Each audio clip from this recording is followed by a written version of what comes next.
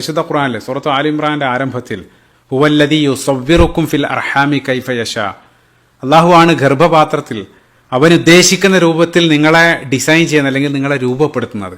ഇപ്പൊ സൂറത്ത് ഗാഫിറിന്റെ 64-ാമത്തെ വചനത്തിലും വസവ്വറക്കും ഫഅഹ്സന സുവറക്കും, അള്ളാഹു മനുഷ്യന്റെ സൃഷ്ടിപ്പുമായിട്ട് ബന്ധപ്പെട്ടാണ് അവിടെ പറയുന്നത്. അവനെ ഏറ്റവും മികച്ച രൂപത്തിൽ ഞാൻ നിങ്ങളെ ഡിസൈൻ ചെയ്ത് രൂപപ്പെടുത്തി എന്നുള്ളതാണ് ഫഅഹ്സന സുവറക്കും. അപ്പൊ അത് നേരത്തെ ബാരിന്റെ വിശദീകരണത്തിൽ ആ ഒരു പോയിന്റായിട്ട് ചേർത്ത് വെക്കുന്ന സമയത്ത് അള്ളാഹു എല്ലാം ഒന്ന് മറ്റേതിൽ നിന്നും തികച്ചും വ്യതിരിക്തമായിട്ടുള്ള രൂപത്തിലാണ് എല്ലാത്തിനെയും രൂപപ്പെടുത്തിയിട്ടുള്ളത്. അത് മനുഷ്യന്റെ കാര്യത്തിൽ മാത്രം ചിന്തിക്കുകയാണെങ്കിൽ 8 ബില്യൺ ജനങ്ങൾ ഈ ഭൂമുഖത്ത് ജീവിക്കുന്നുണ്ട്. ഓരോ ആളുകൾക്കും വ്യത്യസ്ത മുഖം, വ്യത്യസ്ത ശബ്ദം, വ്യത്യസ്ത വിരലടയാളം, വ്യത്യസ്ത പേഴ്സണാലിറ്റി, വ്യത്യസ്ത ഇമോഷണൽ മേക്കപ്പ്, എല്ലാം ഒന്നിൽ നിന്നും തികച്ചും വ്യത്യസ്തമാണ്. ഒരു വീട്ടിൽ 4 മക്കളുണ്ടെങ്കിൽ ആ 4ഉം തികച്ചും വ്യത്യസ്തമായിട്ടുള്ള സ്വഭാവക്കാരായിരിക്കും. അത് കഴിഞ്ഞുപോയ കോടിക്കണക്കിന് ആളുകൾ, ഇനി ജനിക്കാനുള്ള കോടിക്കണക്കിന് ആളുകൾ, എല്ലാം ഒരാളിൽ നിന്നും മറ്റേയാൾ വ്യത്യസ്തമായിരിക്കും എന്നുള്ളത്. സുബ്ഹാനല്ലാഹ്. ഇപ്പൊ പരിശുദ്ധ ഖുർആനിൽ മനുഷ്യൻ എന്ന അർത്ഥം വരുന്ന സൂറത്തുൽ ഇൻസാൻ എന്നുള്ള അധ്യായത്തിന്റെ ആരംഭത്തിൽ ഇന്നാ ഖലഖനൽ ഇൻസാന മിൻ നുത്ഫത്തിൻ അംശാജ്, കൂടിക്കലർന്ന ഒരു ബീജത്തിൽ നിന്നും ഞാൻ നിങ്ങളെ സൃഷ്ടിച്ചു എന്ന് പറയുന്നുണ്ട്. അപ്പൊ അവിടെ നുത്ഫത്തിൻ അംശാജ് എന്നുള്ളത് ആ ജംഉ തക്സീർ, ആധിക്യത്തെയാണ് കാണിക്കുന്നത്. അതായത് വളരെ കോംപ്ലിക്കേറ്റഡ് ആയിട്ടുള്ള അതിസങ്കീർണമായിട്ടുള്ള ഒരു മിശ്രിതത്തെ സംബന്ധിച്ചാണ് അള്ളാഹു അവിടെ പറയുന്നത്. അപ്പൊ അതെത്ര വലിയ അത്ഭുതമാണ്, ചിന്തിച്ചു നോക്കുക. അപ്പൊ ആരോഗ്യമുള്ള ഒരു പുരുഷൻ, അയാൾ ഒരു തവണ ശ്രവിക്കുന്ന ആ ശുക്ലത്തിൽ സിംഗിൾ ഇജാക്കുലേഷൻ, അതിൽ 300 മില്യൺ സ്പേമുകൾ ബീജമുണ്ടെന്നാണ് കണക്കാക്കുന്നത്. അതിലൊന്ന് മാത്രമാണ് നമ്മൾ. മറ്റുള്ള മില്യൺ കണക്കിന് ഇതര സ്പേമുകൾ ആ റേസിൽ തോൽപ്പിച്ചിട്ടാണ് നമ്മൾ ഉണ്ടാകുന്നത്. അപ്പൊ നമ്മുടെ തൊട്ടു പിറകിലുള്ള ആ ബീജം മുമ്പിൽ എത്തിയിരുന്നെങ്കിൽ നമ്മളിൽ നിന്നും തികച്ചും വ്യത്യസ്തനായിട്ടുള്ള മറ്റൊരാളായിരിക്കും അവിടെ ജനിച്ചു വീഴുക. നമ്മളിൽ നിന്നും തികച്ചും വ്യത്യസ്തമായിട്ടുള്ള സ്വഭാവ രൂപവും മുഖമെല്ലാമുള്ള മറ്റൊരാളായിരിക്കും. അതായത് ആ ഡ്രോപ്പിനകത്ത് മില്യൺ കണക്കിന് സാധ്യതകൾ, പോസിബിലിറ്റീസ് ആണ് അതിനകത്ത് ഒളിഞ്ഞിരിക്കുന്നത്. ഇപ്പൊ നമ്മുടെ കൊച്ചു കേരളത്തിലെ ജനസംഖ്യ ഏകദേശം 35 മില്യനാണ്. ആ കേരളത്തിലെ മൊത്തം ജനസംഖ്യയുടെ 8 ഇരട്ടിയാണ് ആ ഒരൊറ്റ ഡ്രോപ്പിനകത്തുള്ള സാധ്യതകൾ. സുബ്ഹാനല്ലാഹ്.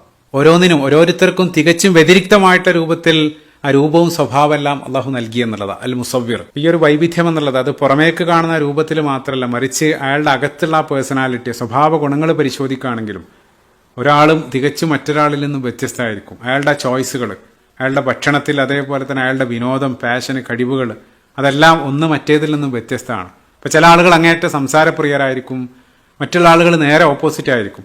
ചില ആളുകൾ അങ്ങേറ്റ ഏകാന്തപ്രിയരായിരിക്കും, അവര് കൂടുതലൊന്നും സോഷ്യലാകാൻ ഇഷ്ടപ്പെടാത്ത ആളുകളാണ്. മറ്റുള്ള ആളുകൾ അങ്ങേയറ്റം സോഷ്യലായിട്ടുള്ള ആളുകളാണ്. ചില ആളുകൾ ഒരു ടീമിനെ നയിക്കാൻ ലീഡിംഗ് കപ്പാസിറ്റി ഉള്ള ആളുകളായിരിക്കും, മറ്റേ ആളുകൾ നല്ല ഫോളോവേഴ്സ് ആയിരിക്കും. ചില ആളുകൾ അങ്ങേയറ്റം ക്ഷമ ഉള്ള ആളുകളാണ്, മറ്റുള്ള ആളുകൾ എടുത്തുചാട്ടക്കാരാണ്. അതേ രൂപത്തിൽ ഓരോ കാര്യം നമ്മൾ പരിശോധിക്കുകയാണെങ്കിൽ വ്യത്യസ്ത ഇന്നർ ട്രേറ്റുകൾ എന്നുള്ളത് തികച്ചും വ്യത്യസ്തമായിട്ട് രൂപത്തിലാണ് ഓരോ ആളുകൾക്ക് കാണാൻ സാധിക്കുക. അപ്പൊ നമ്മൾ മനുഷ്യന്റെ കാര്യം മാത്രമാണ് പറഞ്ഞത്. അൽ മുസവ്വിർ എന്നുള്ള ആ ഒരു ക്വാളിറ്റി, ആ ഒരു വൈവിധ്യം, അതല്ലെങ്കിൽ ആ ഡിസൈൻ, ആ ഫാഷനിങ്, അതെല്ലാ സൃഷ്ടികളുടെ ഉടനീളം കാണാൻ സാധിക്കും. ഇപ്പൊ നിങ്ങൾ ബാക്ക്ഗ്രൗണ്ടിൽ കാണുന്നത് ഇത് വളരെ വിലപിടിപ്പുള്ള രത്നോ വജ്രോ മരതകോ എന്നല്ല, മറിച്ച് നമ്മൾ നിസ്സാരമായിട്ട് ചവിട്ടി നടക്കുന്ന നിലത്തുള്ള മണൽത്തരികളുടെ മൈക്രോസ്കോപ്പിക് ഇമേജാണ്. അതായത് മണൽത്തരികൾ സൂക്ഷ്മദർശിനിയിലൂടെ നോക്കിയാൽ കാണുന്ന ചിത്രമാണ്. അത്ഭുതം എന്താന്ന് വെച്ചാൽ ഭൂമിയിലുള്ള ഓരോ മണൽത്തരികൾക്കും വ്യത്യസ്ത ആകൃതിയും ഘടനയും നിറവുണ്ട് എന്നുള്ളതാണ്. ഒരു മണൽത്തരിയെ പോലെ മറ്റൊന്നില്ല, നമ്മുടെ വിരലടയാളം പോലെ. ആ രൂപത്തിലാണ് അവർ പറയുന്നത്.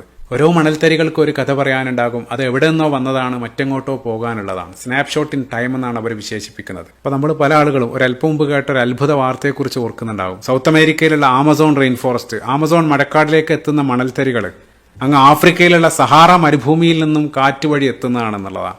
അതായത് ഭൂഖണ്ഡങ്ങളും വിശാലമായിട്ടുള്ള അറ്റ്ലാന്റിക് സമുദ്രം എല്ലാം കടന്ന് 8000 കിലോമീറ്റർ സഞ്ചരിച്ച് ആ സഹാറ മരുഭൂമിയിൽ നിന്നും മണലുകൾ ആമസോൺ മഴക്കാടിലേക്ക് എത്തുകയാണ്. അതായത് ഓരോ മണൽത്തരിക്കും അവരുടെ നിറവും ഘടനയും മാത്രമല്ല, മറിച്ച് വലിയൊരു ചരിത്രവും പറയാനുണ്ട്. ഓരോന്നിന്റെയും ആ വൈവിധ്യമാണ് അവിടെയെല്ലാം നമ്മൾ കാണുന്നത്. അപ്പം അത് ഭൂമിയിലുള്ള മണൽത്തരികളുടെ കാര്യത്തിൽ മാത്രമല്ല, ഓരോന്നിലും സൂക്ഷ്മമായിട്ട് നമ്മൾ നിരീക്ഷിക്കുകയാണെങ്കിൽ അൽ മുസവ്വിർ എന്നുള്ള ആ ഒരു ക്വാളിറ്റി, അതിന്റെ ആ രൂപവും ഘടനയും അതിലുള്ള ആ വൈവിധ്യം ഓരോ സൃഷ്ടികളിലും കാണാൻ സാധിക്കും. എന്നെ ഏറ്റവും കൂടുതൽ അത്ഭുതപ്പെടുത്തിയൊരു കാര്യം ഇനി പറയാൻ പോകുന്ന കാര്യങ്ങളാണ്. ഇപ്പൊ ബാക്ക്ഗ്രൗണ്ടിൽ നിങ്ങൾ കാണുന്നുണ്ടാവും, ഇത് ഭൂമിയിലേക്ക് പെയ്തിറങ്ങുന്ന ഹിമപരലുകൾ, സ്നോഫ്ലേക്സുകളുടെ ചിത്രമാണ്. നേരത്തെ വെള്ളവും വെളിപാട് എന്നുള്ള ഒരു പ്രഭാഷണത്തിൽ ചില കാര്യങ്ങൾ സൂചിപ്പിച്ചിരുന്നു. അപ്പോൾ വളരെ സങ്കീർണമായിട്ടുള്ള അതിമനോഹരമായിട്ടുള്ള ഘടനകളാണ് ഓരോ ഹിമപരലുകൾക്കുള്ളത്. അത്ഭുതം എന്താന്ന് വെച്ചാൽ ഒന്നിനെപ്പോലെ മറ്റൊന്നില്ല എന്നുള്ളതാണ്. നമ്മുടെ വിരലടയാളം പോലെ തന്നെ. അപ്പൊ അവരതിന്റെ കണക്ക് രേഖപ്പെടുത്തുന്നത് ഒരു വർഷം ഭൂമിയിലേക്ക് വീഴുന്ന സ്നോഫ്ലേക്സുകളുടെ എണ്ണം ഒരു സെപ്റ്റില്യനാണ്. അതായത് ട്രില്യൻ, ഒന്നിന് ശേഷം 24 പൂജ്യട്ടൊരു സംഖ്യയാണ്. അത്രയും വൈവിധ്യത്തിലുള്ള സ്ട്രക്ചറുകൾ, ഡിസൈനുകളാണ് അവിടെ പെയ്തു വീഴുന്നത്. സുബ്ഹാനല്ലാഹ്. അപ്പം അതിൽ ഒരേപോലെയുള്ള രണ്ട് ഘടനകളില്ല എന്നുള്ളതാണ്. ഇപ്പം നേരത്തെ പറഞ്ഞത് ഒരു വർഷത്തെ കാര്യം മാത്രമാണ്. ദശലക്ഷക്കണക്കിന് വർഷങ്ങളായിട്ട് ആ ഭൂമിയുടെ ഉപരിതലത്തിൽ വീണ ഹിമപരലുകളെല്ലാം ഒന്ന് മറ്റൊന്നിന് വ്യത്യസ്തമാണ്. സുബ്ഹാനല്ലാഹ്. അവിടെയെല്ലാം അൽ മുസബ്ബിർ, ആകൃതി അല്ലെങ്കിൽ ആ ഷെയ്പ്പ് നൽകുന്ന അല്ലെങ്കിൽ ആ വൈവിധ്യത്തെ കുറിക്കുന്ന ആ ഒരു നാമത്തിന്റെ പ്രതിഫലനങ്ങളാണ് ഇവിടെ എല്ലാം നമ്മൾ കാണാൻ സാധിക്കുന്നത്. അപ്പം അതിൻ്റെ ഒരു സാധ്യത നമ്മളൊന്ന് കമ്പയർ ചെയ്ത് നോക്കാം. അപ്പം 100 പേജുകൾ ഇവിടെ ഇരിക്കുന്ന ഓരോ ആളുകൾക്കും ഞാൻ നൽകിയിട്ട് അതിലെല്ലാം ഓരോ പേജിലും ഓരോ സ്ട്രക്ചറുകൾ, ഓരോ ഘടന വരക്കാൻ വേണ്ടി ഞാൻ പറയാണ്. അത് ആവർത്തിക്കാനും പാടില്ല, അതേപോലെ തന്നെ മുമ്പ് വരച്ച് നോക്കാനും പാടില്ല. ആ രൂപത്തിൽ നിങ്ങളുടെ കയ്യിൽ 100 പേജ് തരാണെങ്കിൽ ഒരു 10 പേജ് നിങ്ങൾ വരച്ച് കഴിയുന്ന സമയത്ത് തന്നെ അത് നിങ്ങൾ ബാക്കോട്ട് താരതമ്യം ചെയ്യുകയാണെങ്കിൽ പല വിധത്തിലുള്ള ആവർത്തനങ്ങൾ അതിൽ തന്നെ കാണാൻ സാധിക്കും എന്നുള്ളതാണ്. ഹുവല്ലാഹുൽ ഖാലിഖുൽ ബാരിഉൽ മുസവ്വിർ, ഓരോന്നിനെയും സൃഷ്ടിച്ച് അതിന് വൈവിധ്യമാർന്ന രൂപങ്ങൾ അല്ലെങ്കിൽ ഘടനകൾ നൽകുന്നവൻ. അപ്പോൾ നമുക്ക് ചുറ്റിലുള്ള പ്രകൃതി മൊത്തം ഇത്തരത്തിലുള്ള വർണ്ണങ്ങളുടെ അല്ലെങ്കിൽ ആകൃതികളുടെ പാറ്റേണുകളുടെ എല്ലാം ഒരു കലവറയാണ്. ഇപ്പോൾ ഫിബൊനാച്ചി സീക്വൻസിനെ സംബന്ധിച്ച് കേട്ടിട്ടുണ്ടാവും. എത്ര അത്ഭുതമാണ്. ഇപ്പോൾ ഒരേ വെള്ളവും വെളിച്ചവും മണ്ണും ഉപയോഗിക്കുന്ന സസ്യങ്ങൾ സൃഷ്ടിക്കുന്ന ആ ഗന്ധ, വർണ്ണ, രുചി വൈവിധ്യങ്ങൾ എത്രയേറെയാണ്. ലോകത്ത് 7500 ഇനം വെറൈറ്റി ആപ്പിളുകൾ ഉണ്ടെന്നാണ് പറയുന്നത്. 10,000-ലധികം വെറൈറ്റി മുന്തിരികളും. ഈ ഒരു വൈവിധ്യമാണ് സസ്യലോകത്ത് നമ്മൾ കാണുന്നത്. പരിശുദ്ധ ഖുർആനിൽ സൂറത്ത് ഫാത്തിറിൽ അല്ലാഹു പറയുന്നുണ്ട്, സമറാത്തിൻ മുഖ്തലിഫൻ അൽവാനുഹ, വ്യത്യസ്ത വർണ്ണങ്ങളിലുള്ള ഫലവർഗ്ഗങ്ങൾ അതിന് അല്ലാഹു സൃഷ്ടിച്ചു എന്നുള്ളത്. അപ്പം അതിലൊന്നും യാതൊരു അത്ഭുതം തോന്നുന്നില്ല. അതെല്ലാം യാദൃച്ഛികതയാണ്. അപ്പോൾ ഒരു പണ്ഡിതൻ ചോദിച്ച കാര്യം ഓർക്കുന്നുണ്ട്. അപ്പം ഞാൻ ഈ ഇരിക്കുന്ന മരത്തിന്റെ ടേബിള് അവിടെ ഒന്നുമില്ല, പെട്ടെന്ന് ഞാൻ അവിടെ നിന്നൊരു ആപ്പിൾ എടുത്ത് കാണിക്കുകയാണെങ്കിൽ നിങ്ങൾ അങ്ങേയറ്റം അത്ഭുതം കൂറും, അതൊരു മാജിക്കായിട്ട് അല്ലെങ്കിൽ എൻ്റെ കഴിവിനെ നിങ്ങളെല്ലാം വാഴ്ത്തും. അതേസമയം നിങ്ങൾ പുറത്തിറങ്ങി ഒരു മരത്തിൽ ആപ്പിൾ കായ്ക്കുന്നത് കാണുന്ന സമയത്ത് അതിലൊരു അത്ഭുതം തോന്നുന്നില്ല, അവിടെ സിട്ടാവിന്റെ കഴിവിനെ വാഴ്ത്താൻ തോന്നുന്നില്ല. അത് കേവല യാദൃച്ഛികതയായിട്ട് മാത്രം വിലയിരുത്തുകയാണ്. സസ്യലോകത്തും അതേപോലെ തന്നെ മനുഷ്യേതരായിട്ടുള്ള ആ ജന്തുലോകത്തേക്കും നമ്മൾ നോക്കുന്ന സമയത്ത് 87 ലക്ഷം ജീവിവർഗങ്ങൾ, സ്പീഷീസുകൾ ആണ് നമ്മൾ കണ്ടെത്തിയിട്ടുള്ളത്. ഇനിയും എത്രയോ ഉണ്ട് കണ്ടെത്താൻ എന്നുള്ളതാണ്. ഒരു ജീവിവർഗത്തിനിടയിൽ തന്നെ എത്രത്തോളം നിരവധി ഡിസൈനുകൾ, പാറ്റേണുകൾ, വർണ്ണങ്ങളാണ് കാണാൻ സാധിക്കുന്നത്. അപ്പോൾ പരിശുദ്ധ ഖുർആനിൽ സൂറത്തുൽ ബഖറയിൽ സിബഗത്തുല്ലാഹി വമൻ അഹ്സനു മിനല്ലാഹി സിബഗ അള്ളാഹു പറയുന്നുണ്ട്, അള്ളാഹു ആണ് വർണ്ണങ്ങൾ നൽകുന്നത്, അള്ളാഹുവിനേക്കാൾ നന്നായി വർണ്ണം നൽകാൻ ആരുണ്ടെന്ന് അള്ളാഹു ചോദിക്കുന്നുണ്ട്. ഒരൊറ്റ സ്പീഷീസ്, ഒരൊറ്റ ജീവിവർഗത്തിനകത്ത് തന്നെയുള്ള വൈവിധ്യങ്ങൾ എത്രയാണ്. ഇപ്പോൾ മനുഷ്യനെ സംബന്ധിച്ച് നമ്മൾ നേരത്തെ പറഞ്ഞു. ഇപ്പോൾ വണ്ടുകളെ സംബന്ധിച്ച് അവർ പറയുന്നുണ്ട്, ബീറ്റിൽസ്, അത് 4 ലക്ഷം ടൈപ്പ് ഓഫ് വണ്ടുകൾ ഭൂമിയിലുണ്ട് എന്നുള്ളത് നിങ്ങൾ ബാക്ക്ഗ്രൗണ്ടിൽ കാണുന്നുണ്ടാവും. എത്ര അത്ഭുതമാണ്, എത്ര വൈവിധ്യമാർന്ന ഡിസൈനുകളും നിറങ്ങളാണ് ഈ ഒരൊറ്റ ജീവിക്കകത്ത് തന്നെ നമുക്ക് കാണാൻ സാധിക്കുന്നത്. അതേപോലെ ഭൂമിയിൽ സമുദ്രങ്ങളിലുള്ള ജൈവ വൈവിധ്യം എത്രയാണ്. 90% ആ ഭൂമിയിലുള്ള വൈൽഡ് ലൈഫ് സമുദ്രത്തിലാണുള്ളത്. അതിൽ ആഴക്കടലിലുള്ള ജീവികളെല്ലാം നമ്മുടെ ഭാവനകൾക്ക് അതീതമായിട്ടുള്ള ഷെയ്പ്പും അതേപോലെ തന്നെ രൂപവും ഘടനയാണ് അതിനുള്ളത്. നേരത്തെ സമുദ്രമായിട്ട് ബന്ധപ്പെട്ട ഒരു പ്രഭാഷണം നടത്തിയിരുന്നു.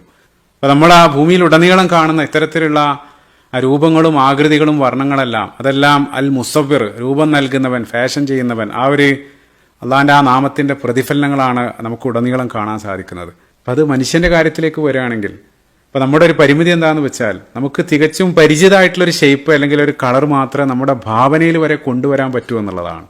ഈ എലിയൻസ്, അന്യഗ്രഹ ജീവികളെ എല്ലാം അവർ ചിത്രീകരിക്കുന്ന സമയത്ത് അവരുണ്ടാക്കുന്ന രൂപങ്ങൾ നിങ്ങൾ കണ്ടിട്ടുണ്ടാവും. അത് എവിടെയെങ്കിലും മുമ്പ് കണ്ട അല്ലെങ്കിൽ കേട്ട ഒരു ഇമേജിനെ അത്തരത്തിലുള്ള ഇമേജുകളെല്ലാം മിക്സ് ചെയ്തിട്ട് ഉണ്ടാക്കുന്ന ഒരു ഇമേജ് ആയിരിക്കും അതിലവർ ചിത്രീകരിക്കുക.